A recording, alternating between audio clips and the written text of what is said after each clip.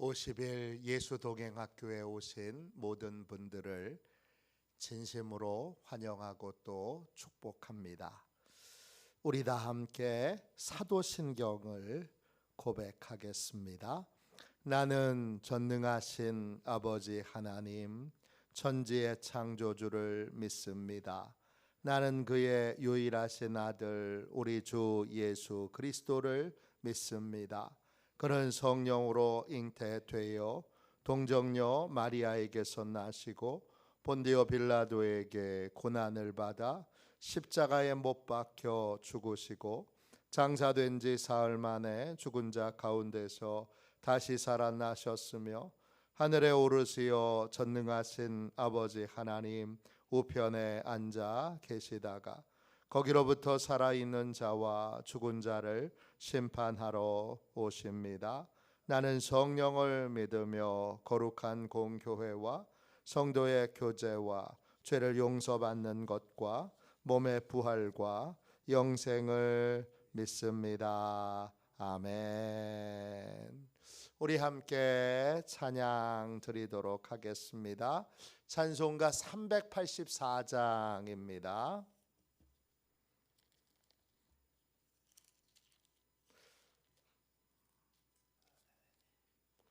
찬송가 384장입니다.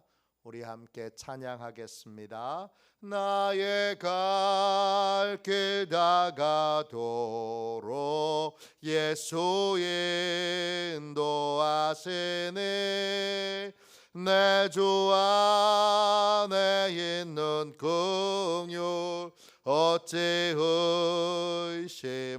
의심하리요. 믿음으로 사는 자는 하늘 위로 받겠네. 무슨 일을 만나든지 만사 형통하리라. 무슨 일을 만나든지 만사 형통하리라. 나의 갈 길 다가도록 예수 인도하시니 어려운 일 당한 때도 족한 은혜 주시네. 나는 심히 고단하고 영혼 매우 가라나 나의 앞에 반석에서 샘물 나게 하시네.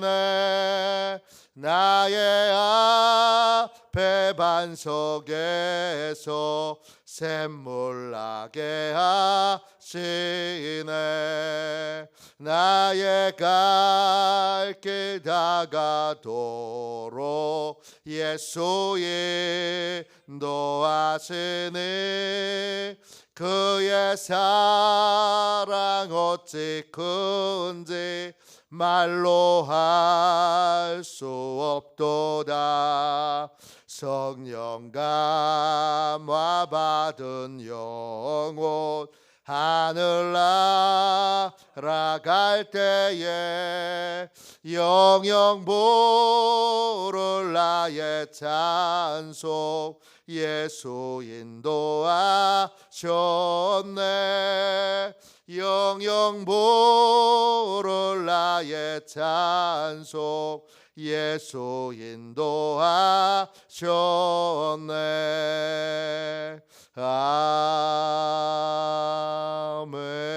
아멘. 아침에 드리는 기도를 같이 드리겠습니다. 월요일 아침에 드리는 기도를 함께 드리겠습니다. 함께 기도하겠습니다. 주님, 나의 마음을 드려서 주님께 감사드립니다. 주님의 놀라운 은혜를 쉼없이 전하게 하소서.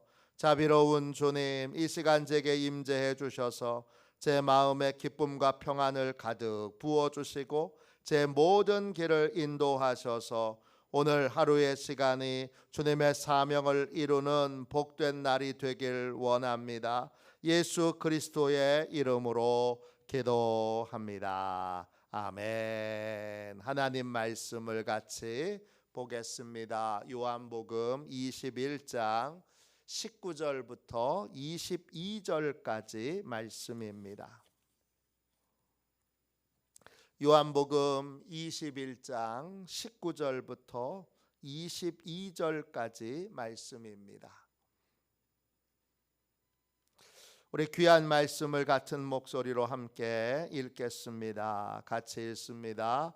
이 말씀을 하심은 베드로가 어떠한 죽음으로 하나님께 영광을 돌릴 것을 가리키심이로라. 이 말씀을 하시고 베드로에게 이르시되 나를 따르라 하시니 베드로가 돌이켜 예수께서 사랑하시는 그 제자를 따르는 것을 보니 그는 만찬석에서 예수의 품에 의지하여 주님 주님을 파는 자가 누구 오니이까 묻던 자러라. 이에 베드로가 그를 보고 예수께 여짜오되 주님 이 사람은 어떻게 되겠사옵나이까. 예수께서 이르시되 내가 올 때까지 그를 머물게 하고자 할지라도 내게 무슨 상관이냐. 너는 나를 따르라 하시더라. 아멘. 주님의 말씀입니다. 감사함으로 하나님의 말씀을 우리의 온 심령에 받았습니다. 주님께 시선이 고정된 삶, 주님께 시선이 고정된 삶, 주님과 동행하는 삶을 살 때 주님이 함께 계시는데도 길을 잃어버릴 때가 있습니다. 주님이 옆에 계시는데 떠나지도 버리지도 않으시는데 한참 시간이 지나고 나서 보니 내가 길을 잘못 들어 있습니다.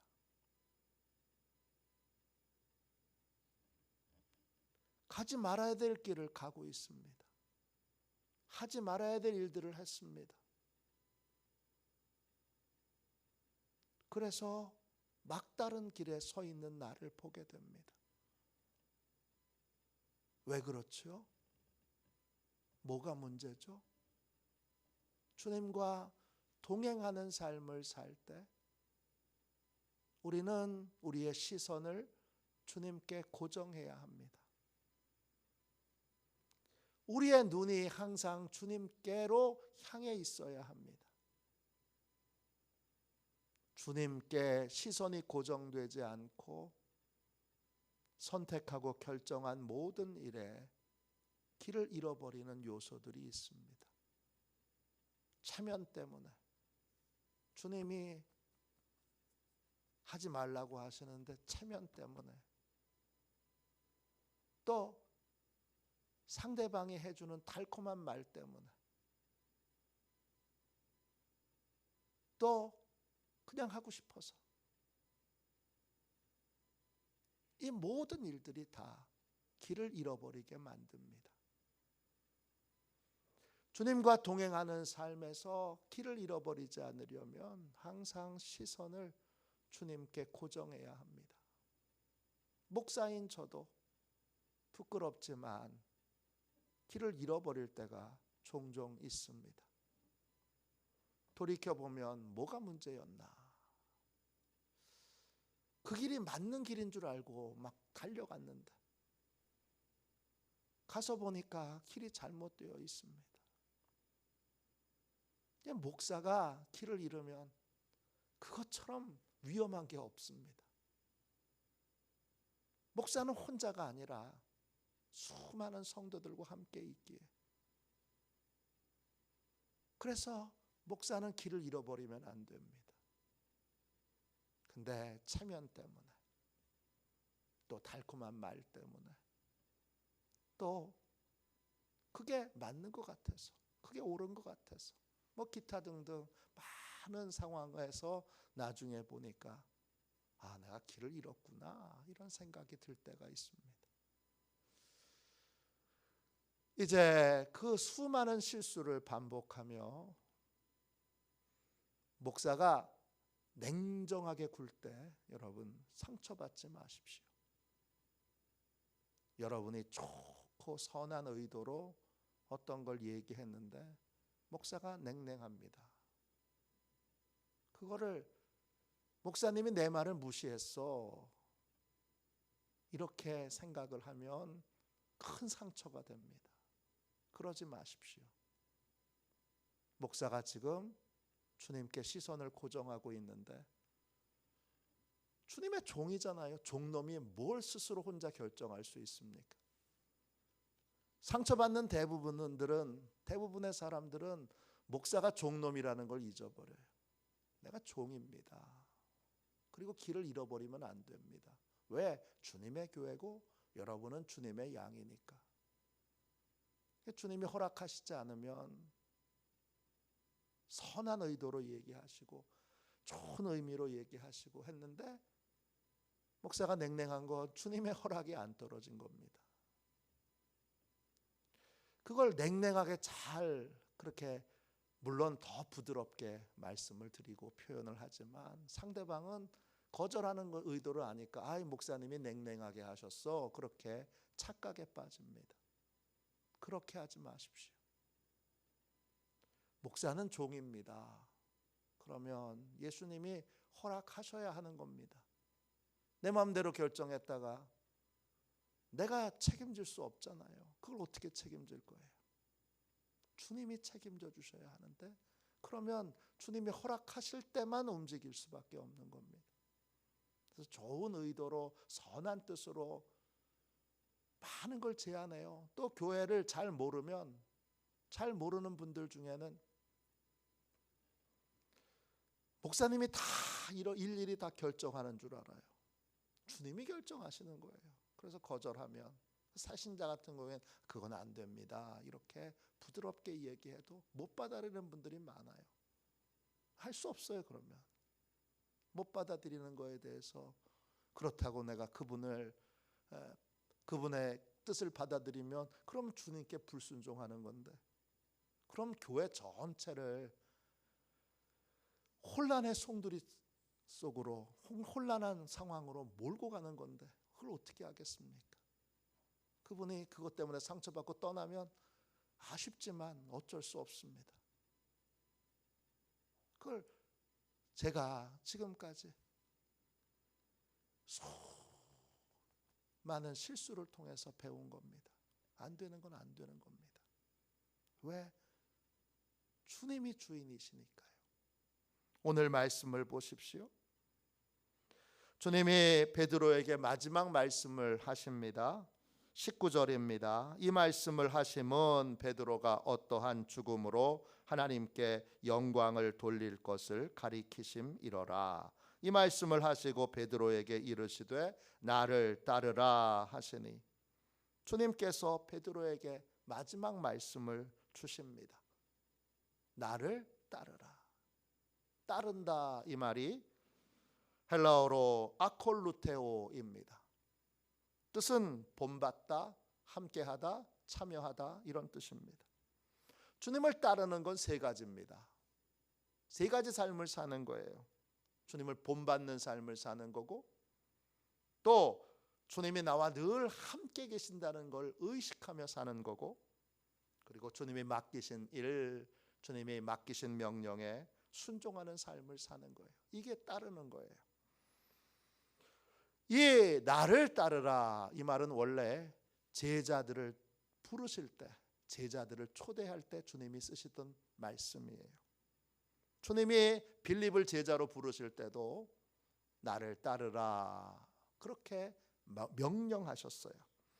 요한복음 1장 43절입니다. 이튿날 예수께서 갈릴리로 나가려 하시다가 빌립을 만나 이르시되 나를 따르라 하시니 빌립에게 나를 따르라 하셨어요. 이 말도 아콜루테오예요. 같은 말이에요. 주님의 제자가 된다는 것도 세 가지예요. 주님을 본받는 삶을 사는 거고, 또 주님이 나와 늘 함께 계신다는 걸 의식하며 사는 거고, 주님이 맡기신 일이나 명령에 순종하는 삶을 사는 거예요. 또 주님은 주님의 종으로 살려는 모든 사람들, 그 종은 목사 말을 얘기하는 게 아니라 주님의 일꾼으로, 주님의 사람으로 살려는 모든 사람들을 의미합니다. 주님의 종으로 살려는 모든 사람들에 대하여 주님은 나를 따르라 이렇게 말씀하십니다. 요한복음 12장 26절입니다. 사람이 나를 섬기려면 나를 따르라. 나 있는 곳에 나를 섬기는 자도 거기 있으리니 사람이 나를 섬기면 내 아버지께서 그를 귀히 여기시리라. 섬긴다 이 말이 헬라어로 디아코네오입니다. 뜻은 종이 된다는 뜻이에요. 주님의 종이 되는 거예요. 원래 의미는 먼지를 터는 사람이란 뜻이에요. 이 디아코네오에서 디콘, 집사가 나왔죠. 주님이 여기 먼지 털어 그러면 거기 먼지 터는 거예요. 또 어떤 뜻이 있느냐, 식사 시중을 든다 이런 뜻이 있어요. 웨이터처럼 옆에 앉아가지고 주인이 밥 먹는 동안 내내 음식을 갖다 나르고 또 음식을 바꿔주고 하는 그 일들을 옆에서 하는 사람이 디아코네오예요. 그게 섬긴다는 말이고, 결국 한마디로 얘기하면 주님의 종이 된다는 거예요. 주님의 종이 되려면 주님을 따라야 되는 거예요. 주님의 종이 되면 주님이 있는 곳에 함께 있게 되고, 주님이 그 종을 귀하게 여기세요. 하나님은, 성부 하나님은 종으로 사는, 주님의 종으로 사는 사람을 귀하게 여기세요. 근데 이 종이 하는 일도 세 가지예요. 주님을 본받는 거고, 본받는 삶을 사는 거고, 주님이 나와 늘 함께 계신다는 것들을 의식하며 사는 거고, 주님이 맡기신 일이나 명령에 순종하는 삶을 사는 거예요. 이렇게 주님과 동행하는 사람은 결국 주님의 제자로 사는 사람이고 주님의 종으로 사는 사람인데, 주님과 동행하는 사람이 길을 잃지 않으려면, 인생을 허비하고 낭비하지 않으려면, 후회 없는 인생을 살려면 항상 시선을 주님께 고정하고 있어야 합니다. 오늘 베드로는 주님의 명령을 듣고도 잠시 한눈 팝니다. 나를 따르라 주님이 명령하고 계신데 뒤를 돌아보며 요한을 봅니다. 오늘 말씀 20절 보세요. 요한복음 21장 20절입니다. 베드로가 돌이켜 예수께서 사랑하시는 그 제자가 따르는 것을 보니 그는 만찬석에서 예수의 품에 의지하여 주님을 파는 자가 누구 오니까 묻던 자로라. 나를 따르라 말씀하고 계신 주님을 보지 않고 베드로가 뒤를 돌아봅니다. 뒤에 누가 보이느냐? 요한이 보입니다. 근데 요한은 조용히 주님을 따르고 있습니다. 베드로는 자기의 미래에 대해서 주님의 예언의 말씀을 들었기에 요한의 미래는 어떻게 될까 궁금했습니다. 그래서 요한의 미래에 대해서 주님께 묻습니다. 21절입니다. 이에 베드로가 그를 보고 예수께 여짜오되 주님, 이 사람은 어떻게 되겠사옵나이까? 주님이 이 베드로의 물음에 대답을 안 하세요. 도리어 베드로를 책망하십니다. 22절 말씀입니다. 요한복음 21장 22절. 예수께서 이르시되 내가 올 때까지 그를 머물게 하고자 할지라도 내게 무슨 상관이냐? 너는 나를 따르라 하시더라. 주님은 주님의 명령을 듣고도, 나를 따르라라는 명령을 듣고도 한눈 파는 이 베드로를 책망하십니다. 한눈 파는 게 뭐예요? 나와 다른 사람을 비교하는 거예요. 저 사람은 어떻게 될까? 저 인생은 어떻게 될까?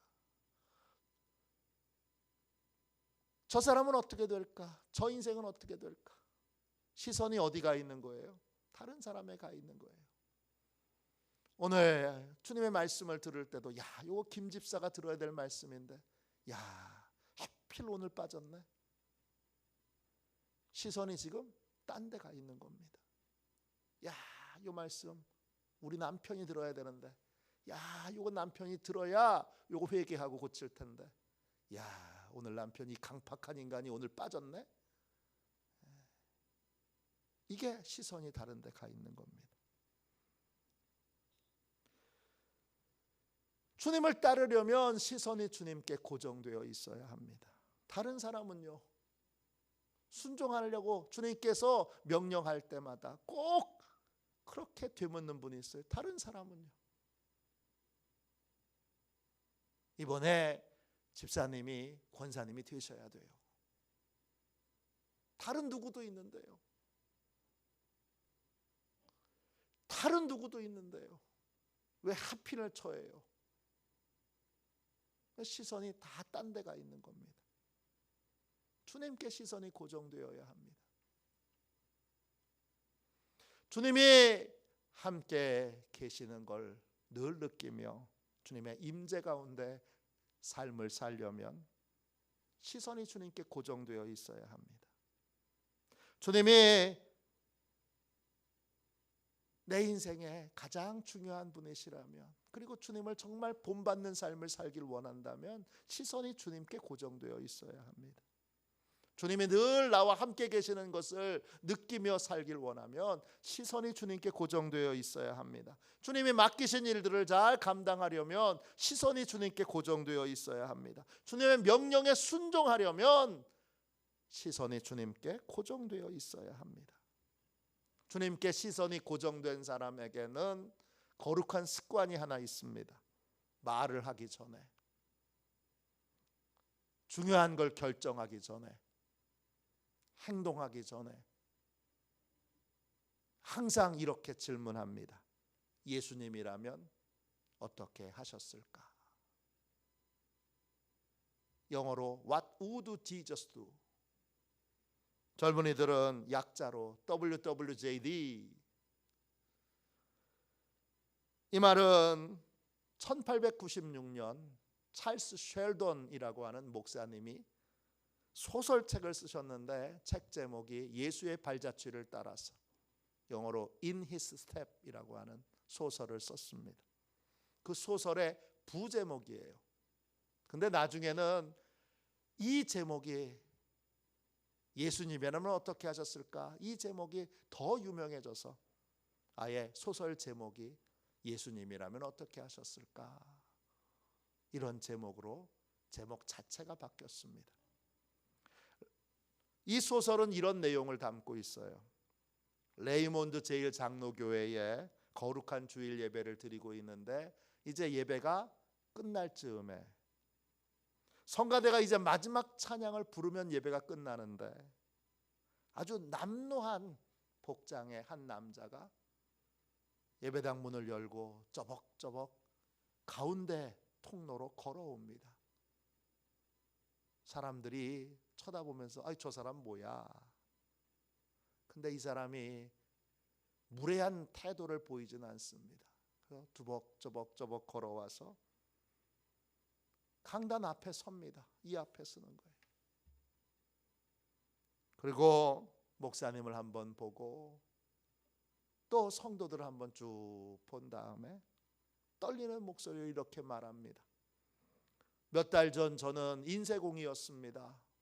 그런데 새로운 인쇄기가 도입되자 직장을 잃었고 그 후 며칠 동안 거리를 헤맸습니다. 여러분은 예수님의 발자취를 따라야 한다고 배웠습니다. 또 방금 여러분은 주와 함께 가려 하네 라는 찬송을 불렀습니다.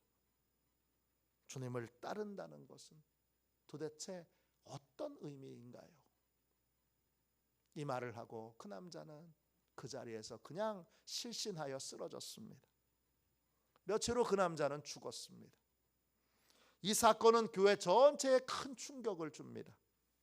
다음 주일 담임 목사인 맥스웰은 설교 시간에 성도들에게 이런 제안을 합니다.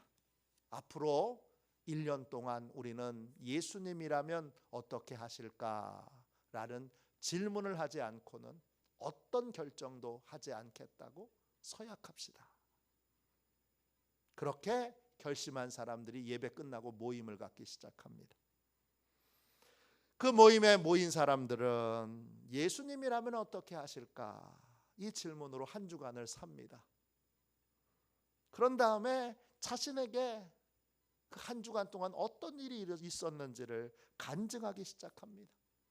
그러면서 교회 안과 밖에 놀라운 일들이 일어납니다. 그게 그 소설의 내용입니다. 이 책을 읽은 명지대학교 총장이셨던 정근모 박사님은 장로님이시죠. 본인의 자서전에 이렇게 고백했습니다. 예수님이라면 어떻게 하실까? 이 질문이 내 삶을 송두리째 바꾸어 놓았습니다.